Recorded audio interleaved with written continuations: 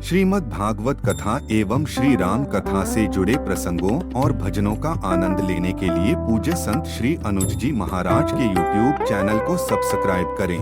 इधर नारद जी ने जाके इंद्र महाराज से कहा, महाराज आपकी पूजा गई, आपको कुछ मिलने वाला नहीं है। वो जो नंद का छोरा है ग्वारिया, वो अपनी पूजा करवाने लगा, आपकी पूजा तो ब्रज से गई। इंद्र को क्रोध आया,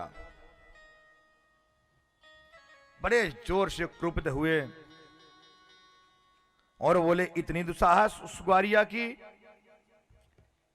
कि जो मेरी पूजा छोड़ करके अपनी पूजा कराने लगा। इंद्र ने आज्ञा दी थी किनको?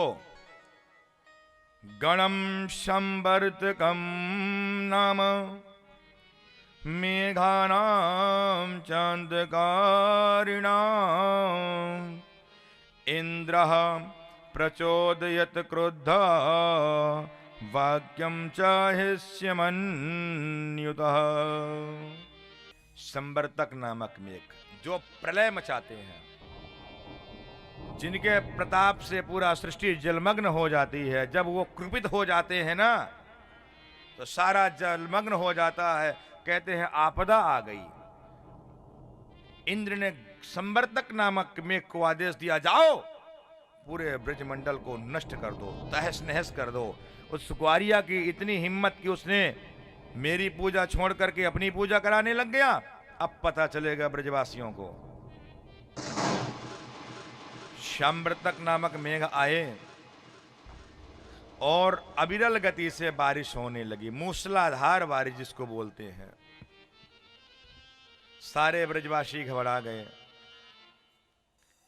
च्योरे कन्हैया, अब क्या करें? अब तो हमारे देवता को क्रोध शांत नहीं होगा तो पूरा ब्रज चला जाएगा। लाला अब क्या होगा? कन्हैया ने कही, भैया तुम काहे को घबराते हो? मेरे देवता ने मुझको एक मंत्र दिया है, वह मंत्र को सभी लोग जाप करेंगे तो मेरे देवता छतरी बन जाएगो। सारे ब्रजवासियों के लाला बताना। बोले सारे ब्रजवासी एक तक मुझे देखो। जैसे सब देखने लगे, कन्हैया ने नख पे गिरिराज को धारण कर लिया। मेरे लाला ने गिरिराज महाराज को धारण कर लिया। 7 वर्ष को कन्हैया अंगुली पे गिरिराज महाराज को उठा लिया। सारे ब्रजवासियों ने लकुटिया, लकड़ी तो जानती है ना, डंडे, सो लकुटिया लगा लिए। और जैसे लगा लिए, सो ब्रजवासियों को भगवान ने कहा, निक जा करके आराम कर लो। ब्रजवासियों ने कहा है? सो ब्रजवासियों ने कहा, कृष्ण जाके तुम ही आराम कर लो ना, हम लोग उठा के रखे हैं, तब तक धारण किए हैं, जाओ ना। लाला ने, तू थक गया होगा, जाके कुछ खा लेना। भगवान ने कहा, यदि मैं खाने चला गया तो सबके सब लटक जाओगे। बोले दारी को ना है, या को मतलब तू ही रखा है क्या गिरिराज उठा करके? क्या सोच रहा है कि मैं ही गिरिराज उठा लगाऊं क्या?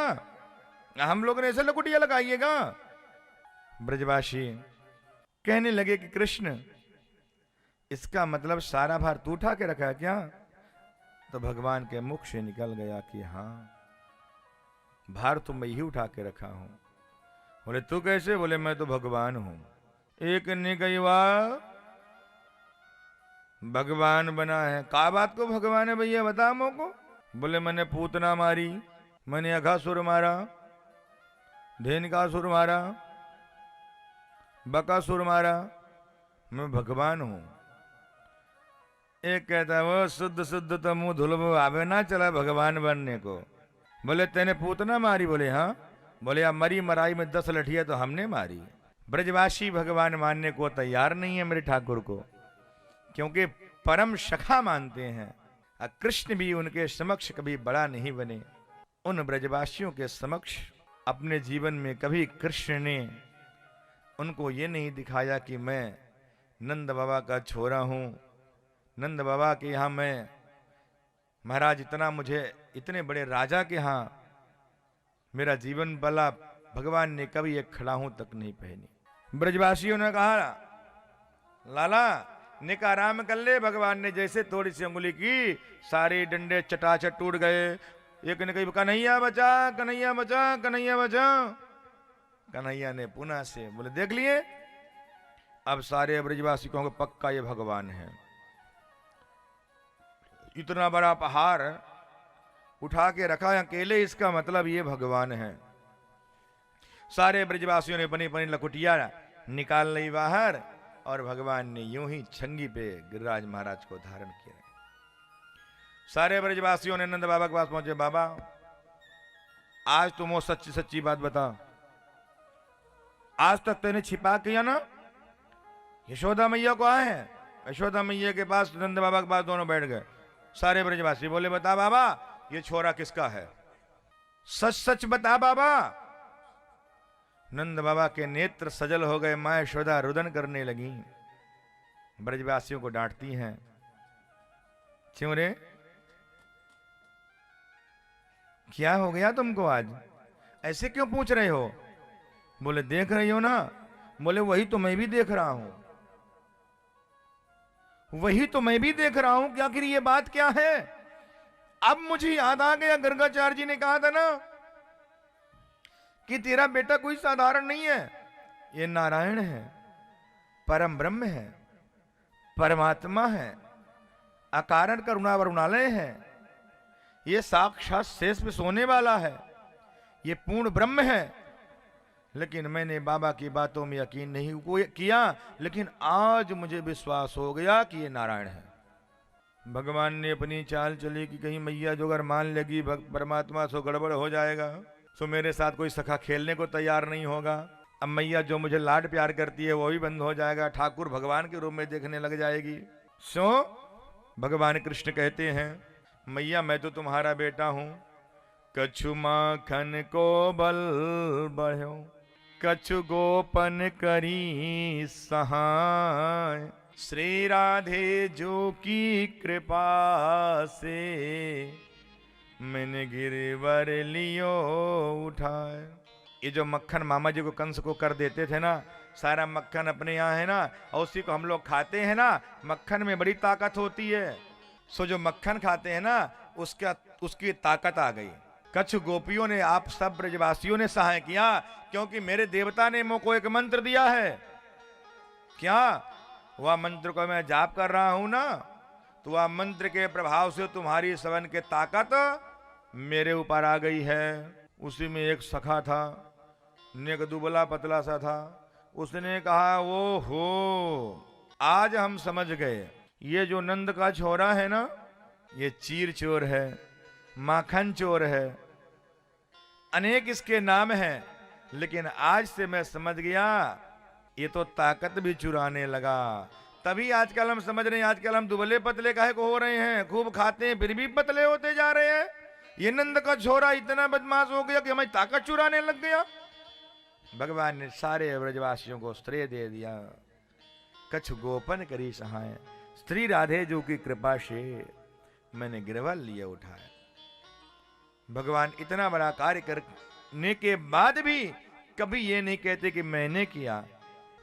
तो कन्हैया सबको श्रेय देता है कि प्रभु ये हमारी कोई इसमें वो नहीं है, ये तो हम राधा जी की कृपा से सभी ब्रजवासियों के सहयोग से मैंने गिरिराज धारण किया है।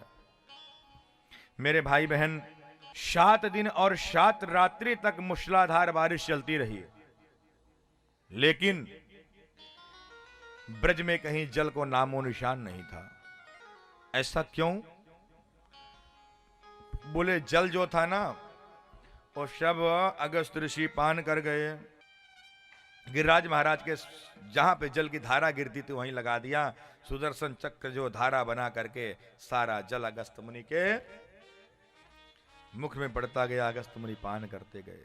इसलिए पूरे ब्रज में एकदम से पूरे रज उड़ रही थी।